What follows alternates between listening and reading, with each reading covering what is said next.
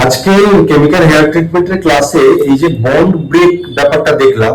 এই bond break ব্যাপারটা কি, মানে বন্ডটাই বা কি আর এটাকে ব্রেকই বা কেন করতে হচ্ছে, যদি একটু বলো।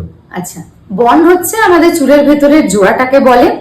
আর এটা জুড়ে থাকে ছোট ছোট প্রোটিনের মাধ্যমে, যেটা কেরাটিন আকারে আমাদের কাছে থাকে চুলের মধ্যে। সবারই থাকে, শুধু চুল নয়, স্কিন নেলস এর মধ্যেও থাকে, এটা আমাদের ন্যাচারালি।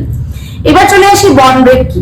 বন্ড ব্রেক তখনই হয় যখন আমি আমার চুলে স্ট্রেটনিং বা স্মুথনিং এর কেমিক্যাল ক্রিমটা অ্যাপ্লাই করি, এবং এর ফলে আমাদের চুল কি করে, নিজের যে শেপ বা স্ট্রাকচারটা থাকে সেটাকে লুজ করে। আর এই বন্ডই কিন্তু আমাদেরকে কন্ট্রোল করে, মানে আমাদের চুলের যে শেপ, স্ট্রেংথ, স্ট্রাকচার সবকিছু ওই কন্ট্রোল করে। আর যখন এটা আমরা লুজ করি, কিসের জন্য লুজ করছি? কারণ আমার চুলটা হয়তো কার্লি বা আনম্যানেজেবল রয়েছে, সেটাকে আমি স্ট্রেট ফরম্যাটে করতে চাইছি। তখন এই ক্রিমের মাধ্যমে বন্ড ব্রেক হয়, তারপর সেটাকে হিট দিতে হয়, মানে স্ট্রেটনারের মাধ্যমে আমি চুলের সেই নতুন বন্ডটাকে লক করি। এরপর টোটাল যে আমার কার্লি থেকে স্ট্রেট হয় হেয়ারটা, এই ব্যাপারটাকে নিউট্রিলাইজারের মাধ্যমে নতুন বন্ডটাকে ফিক্স করতে হয়।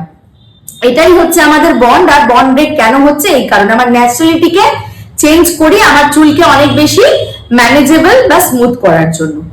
তাহলে আজকের টিপস তোমাদের কেমন লাগলো? আজ কিন্তু ছিল প্রফেশনাল টিপস, আশা করি তোমাদের কাজে আসবে।